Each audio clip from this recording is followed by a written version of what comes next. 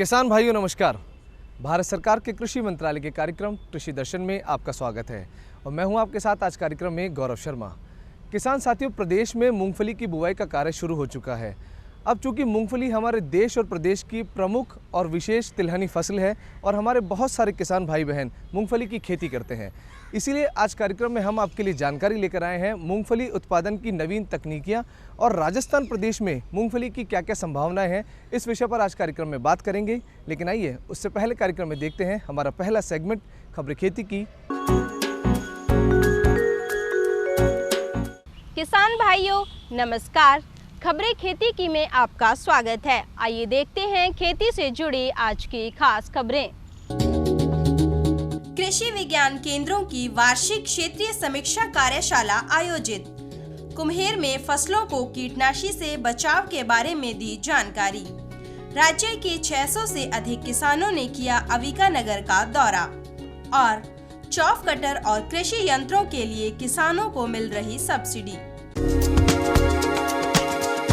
कृषि विश्वविद्यालय जोधपुर में राजस्थान, हरियाणा और दिल्ली के कृषि विज्ञान केंद्रों की 3 दिवसीय वार्षिक क्षेत्रीय समीक्षा कार्यशाला का आयोजन किया गया। भारतीय कृषि अनुसंधान परिषद नई दिल्ली के उप महानिदेशक डॉक्टर उद्यम सिंह गौतम ने बताया कि कृषि विज्ञान केंद्रों को राष्ट्रीय प्राथमिकताओं पर ध्यान देना होगा। उन्होंने कहा कि तिलहन उत्पादन पर एक मेगा परियोजना जोधपुर में शुरू करने की संभावना है। कृषि विश्वविद्यालय जोधपुर के कुलपति प्रोफेसर BR चौधरी ने कहा कि कृषि विज्ञान केंद्रों को अब कीटनाशक अवशेषों के लिए किसानों को अधिक से अधिक जागरूक करने की आवश्यकता है। इसके साथ साथ उन्हें पानी की एक एक बूंद का संरक्षण और उपयोग करने की उपयोगिता के बारे में भी सजग करना होगा। डॉक्टर RK सिंह, सहायक महानिदेशक कृषि प्रसार ने कहा कि कृषि विज्ञान केंद्रों के वैज्ञानिकों को जलवायु परिवर्तन के अनुसार गुणवत्ता वाले बीजों और रोपण सामग्री को किसानों तक पहुंचाना होगा। डॉक्टर JP मिश्रा, निदेशक अटारी जोन द्वितीय ने कहा कि वर्तमान में कृषि प्रसार को और मजबूत करने के लिए KVK लिंकेज को विकसित करने की आवश्यकता है। इस मौके पर कृषि विज्ञान केंद्रों के वैज्ञानिकों द्वारा तैयार किए गए 40 से अधिक पत्र पत्रिकाओं का भी विमोचन किया गया। कार्यक्रम के आयोजक प्रसार शिक्षा निदेशक डॉक्टर ईश्वर सिंह ने बताया कि इस कार्यशाला में काजरी जोधपुर सहित भारतीय कृषि अनुसंधान के विभिन्न संस्थान जैसे गेहूं अनुसंधान संस्थान करनाल, CIAH बीकानेर, मसाला अनुसंधान संस्थान अजमेर आदि ने किसानों को हस्तांतरण के लिए नवीनतम तकनीकों पर अपनी प्रस्तुतियां दी। कृषि महाविद्यालय कुम्हेर में किसानों को फसलों को कीटनाशकों से बचाने के उपायों के बारे में जानकारी दी गई। इसमें बड़ी संख्या में किसानों ने हिस्सा लिया। किसान अपनी फसलों को कीटों से बचाने के लिए कीटनाशी रसायनों का छिड़काव करते हैं। इससे फसल को नुकसान पहुंचाने वाले कीटों के साथ लाभदायक कीट जैसे मधुमक्खी, ततैया, बर आदि भी मर जाते हैं। गांव जिरौली के किसान रोहन सिंह ने बताया कि मधुमक्खी गर्मी में लगाई गई बाजरा फसल की बाली से दाना खा रही है, जबकि मधुमक्खी फसल की पुष्पावस्था में परागण करके उत्पादन बढ़ाती है। कृषि महाविद्यालय कुम्हेर के डीन डॉक्टर उदय भान सिंह की सलाह पर किसानों ने मधुमक्खी को मारने के लिए कीटनाशी छिड़काव नहीं किया। परिणाम स्वरूप बाली में अच्छे दाने बने हैं। बाली दानों से भरी हुई है। डॉक्टर उदय भान सिंह ने बताया कि फसल उत्पादकता बढ़ाने की 2 सुविख्यात विधियां हैं। पहली विधि शस्य विज्ञानी निवेश जैसे अच्छी गुणवत्ता, अच्छी सिंचाई, पोषक तत्व, खरपतवार नियंत्रण आदि को अपनाना शामिल है। दूसरी विधि जैव प्रौद्योगिकी तकनीकों से प्रकाश संश्लेषण और जैविक नाइट्रोजन स्थिरीकरण को सुधारकर उत्पादन बढ़ाया जाता है।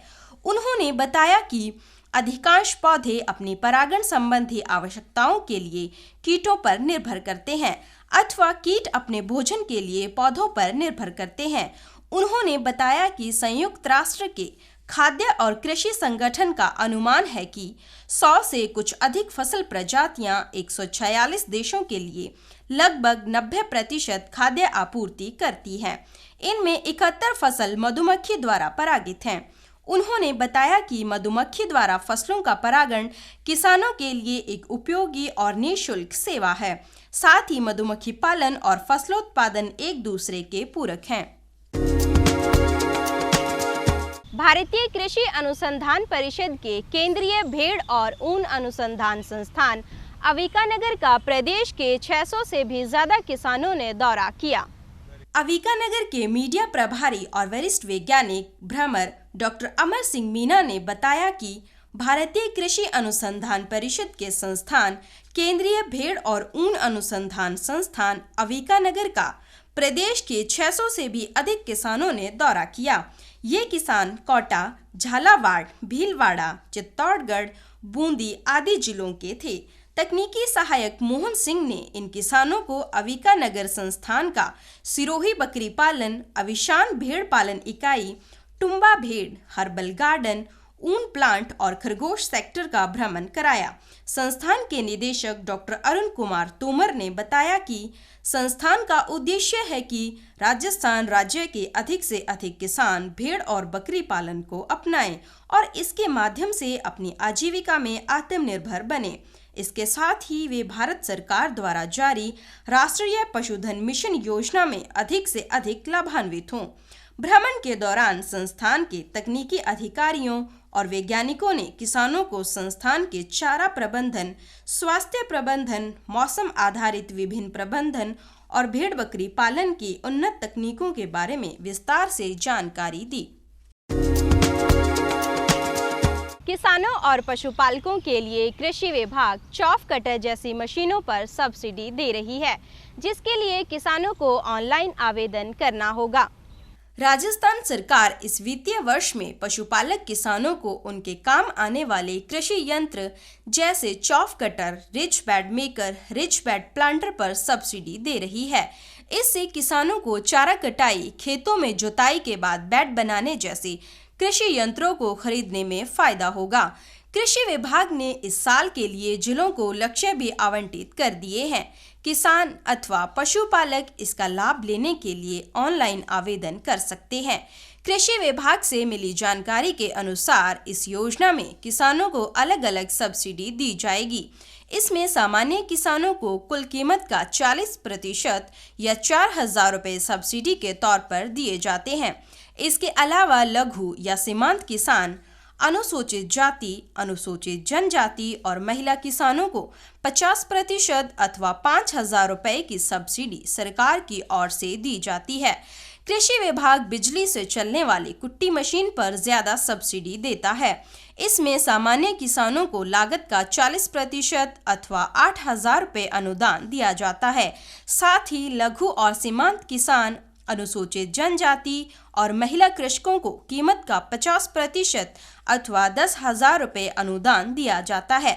इसके अलावा इस साल बेड मेकर या बेड प्लांटर पर भी सामान्य किसानों को हल्के वजन पर 50% या 17,500 रुपये सब्सिडी दी जा रही है। किसान भाइयों, खबरें खेती की में आज इतना ही। आप देखते रहिए कृषि दर्शन। नमस्कार। किसान भाइयों, कार्यक्रम कृषि दर्शन में एक बार फिर से आपका स्वागत है। किसान साथियों, आज कार्यक्रम में हम बात कर रहे हैं मूंगफली उत्पादन की नवीन तकनीकियां और राजस्थान प्रदेश में मूंगफली की फसल की क्या क्या संभावनाएं हैं, इस विषय पर आज कार्यक्रम में हम बात कर रहे हैं। क्योंकि हमारे किसान भाई बहन जो मूंगफली की खेती करते हैं वो कौन कौन से आधुनिक तौर तरीके अपनाएं जिससे वे मूंगफली की खेती में अच्छे से अच्छा उत्पादन ले सकें और अपनी आमदनी में इजाफा कर सकें। साथ ही साथ वे बुआई के समय अपने खेत की तैयारी कैसे करें और आगे कौन कौन सी विशेष बातों का ध्यान रखें, इस विषय पर आज कार्यक्रम में जानकारी देने के लिए कार्यक्रम में हमने आमंत्रित किया है हमारे आज के विशेषज्ञ डॉक्टर अशोक कुमार मीणा, जो कि सहायक प्राध्यापक हैं रारी दुर्गापुरा। तो किसान साथियों, आपको मिलवाते हैं हमारे आज के विशेषज्ञ से और लेते हैं इस विषय पर उनसे महत्वपूर्ण और विशेष जानकारी। आज हम मूंगफली की खेती के बारे में चर्चा करेंगे। देखिए, अगर हम राजस्थान की बात करें तो जो पिछले 5 साल का अगर हम एवरेज देखते हैं तो हमारा जो क्षेत्रफल वो रहा है 8 लाख हेक्टेयर और इसका उत्पादन मूंगफली का रहा है वो 17 लाख टन रहा है और उपज जो रही है वो 22 से 23 क्विंटल रही है। और अगर हम भारत में राजस्थान की बात करते हैं तो हम क्षेत्रफल में तीसरे स्थान पे हैं, पहले पे गुजरात है और दूसरे पे आंध्र प्रदेश हैं।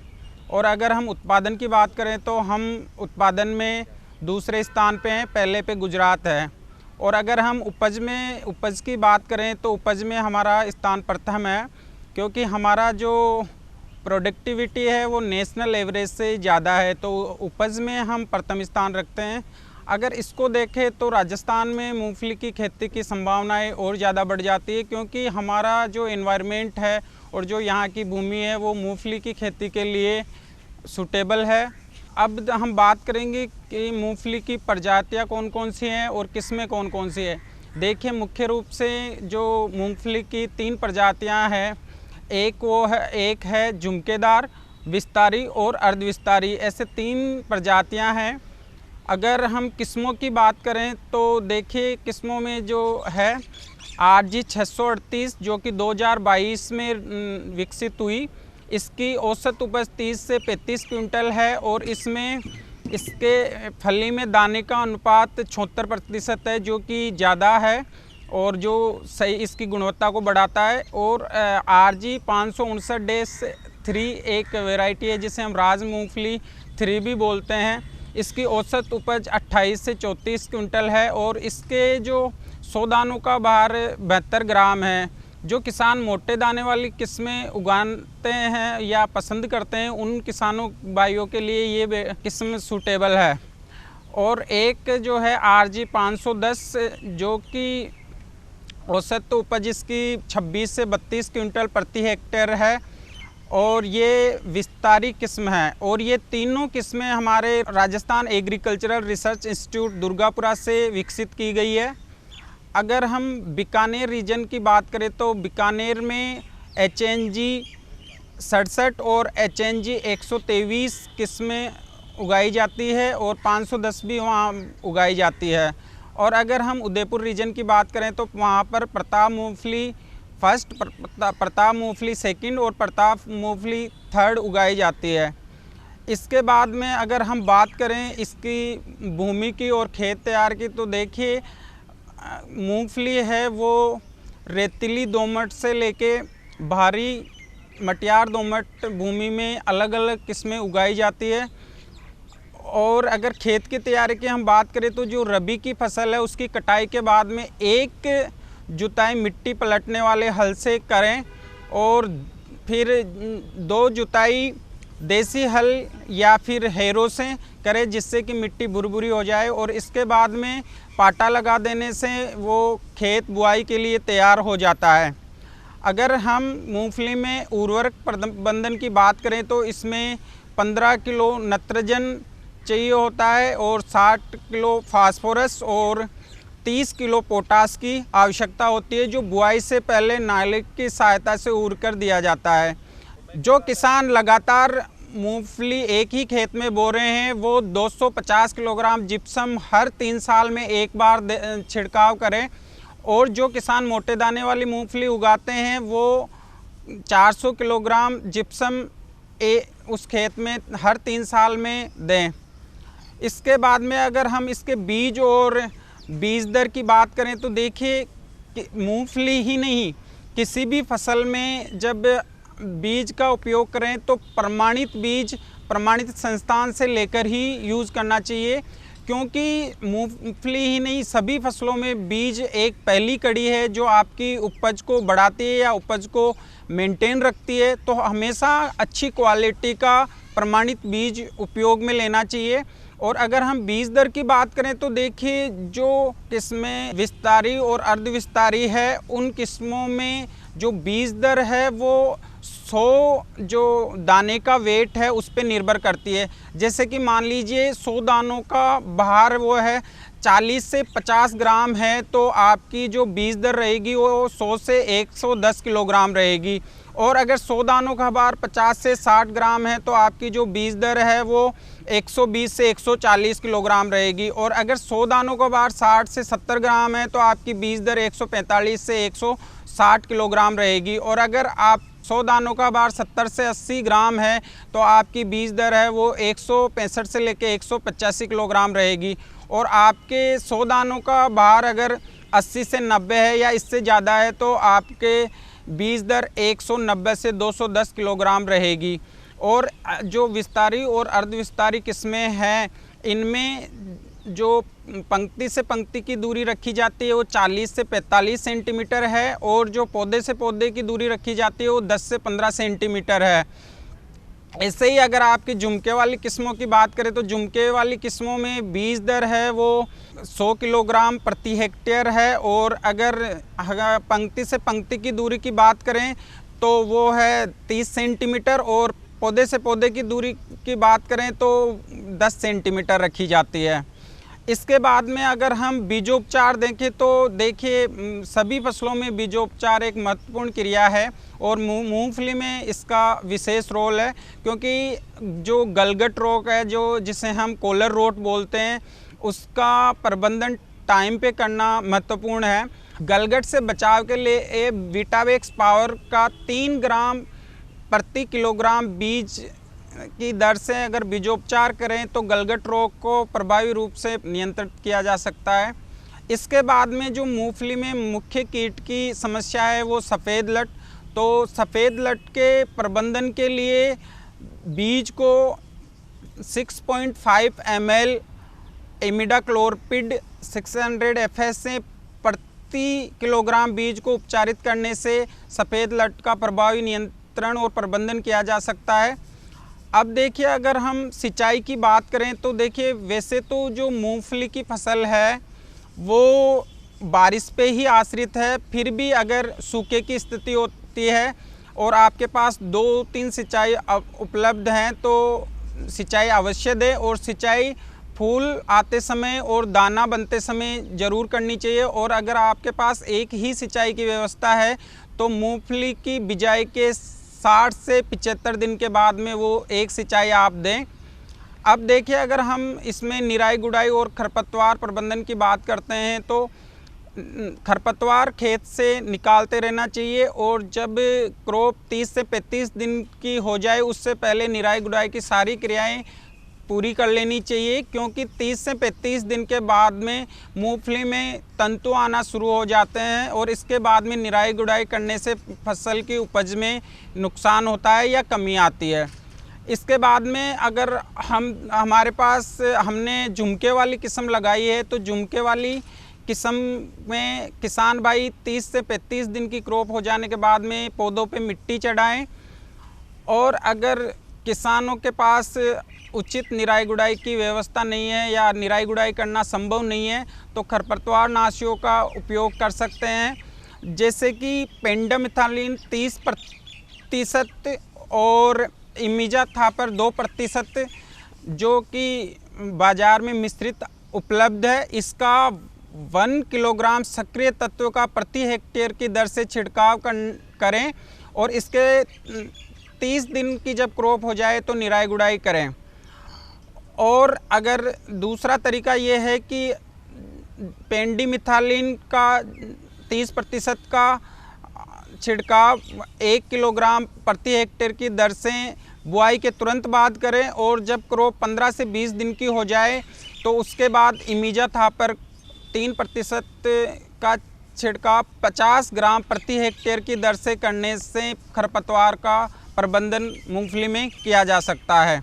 इसके बाद में हम अगर पादप संरक्षण की बात करें तो देखिए अगर खड़ी फसल में सफ़ेद लट का अगर प्रकोप हो जाता है तो इमिडाक्लोरपिड 17.8 SL का 500 ग्राम प्रति हेक्टेयर की दर से मिट्टी में मिलाकर पौधों के पास छिड़काव करने से इसका प्रबंधन किया जा सकता है।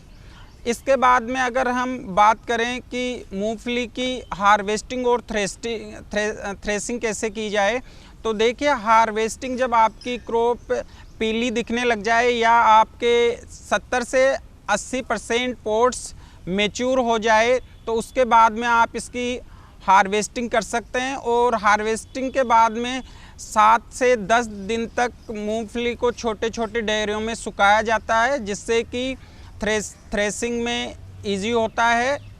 अगर हम भंडारण की बात करें तो भंडारण में विशेष ध्यान ये रखना होता है कि मूंगफली के दानों में नमी की मात्रा 8 से 10% से ज़्यादा नहीं होनी चाहिए। अगर नमी की मात्रा ज़्यादा है तो एस्परजिलस नाम का फफूंद लग जाता है, जो कि एफ्लाटॉक्सिन दानों पे जमा कर देता है, जो खाने के लिए स्वादिष्ट नहीं रहते हैं या फिर हेल्थ के लिए ठीक नहीं होते हैं। इसके बाद में मैं किसान भाइयों से, जो राजस्थान में किसान भाई है, उन जो मूंगफली की खेती कर रहे हैं, उनसे मेरा विशेष सुझाव है कि आप हमेशा प्रमाणित बीज का उपयोग करें, प्रमाणित संस्थाओं से बीज खरीद के और प्रमाणित बीज का ही उपयोग करें। और आप इसमें जो कॉलर रोट है, जिसे हम गलगट रोग बोलते हैं, इसका उचित प्रबंधन करें। और आप इसकी बीज दर का विशेष ध्यान रखिए कि जैसे विस्तारी और अर्धविस्तारी किस्में हैं तो उसमें जो 100 दानों का वजन है उसके अनुसार बीज दर दें, क्योंकि इसका बीज बहुत महंगा होता है, करीबन 150 रुपये किलो होता है। तो अगर आप 10 किलो भी एक्स्ट्रा बीज खेत में डाल देते हैं तो आपको 1500 रुपये फालतू में उसका खर्चा आएगा या लागत आएगी। तो ये मेरा किसान भाइयों से सुझाव है। किसान साथियों, आज के कार्यक्रम कृषि दर्शन में हमने आपको बताया मूंगफली उत्पादन की नवीन तकनीकियों के बारे में कि हमारे किसान भाई बहन कौन कौन सी आधुनिक और नवीन तकनीकियां हैं जिनका इस्तेमाल करके मूंगफली में अच्छा उत्पादन ले सकते हैं और अपनी आमदनी में इजाफा कर सकते हैं। किसान साथियों, हम आशा करते हैं कि आज का कार्यक्रम आपको पसंद आया होगा। अगर कार्यक्रम के प्रति हैं आपके कोई सुझाव या आप हमसे जुड़ना चाहते हैं तो आप पत्रों के माध्यम से हमसे जुड़ सकते हैं। हमारा पता है कृषि दर्शन, डीडी राजस्थान, दूरदर्शन केंद्र, जयपुर। किसान साथियों, आप हमें ईमेल भी कर सकते हैं। हमारा ईमेल एड्रेस है krishidarshanjaipur@gmail.com। किसान साथियों, आज के लिए कार्यक्रम कृषि दर्शन में सिर्फ इतना ही। कल फिर मुलाकात होगी, तब तक के लिए दीजिए इजाज़त।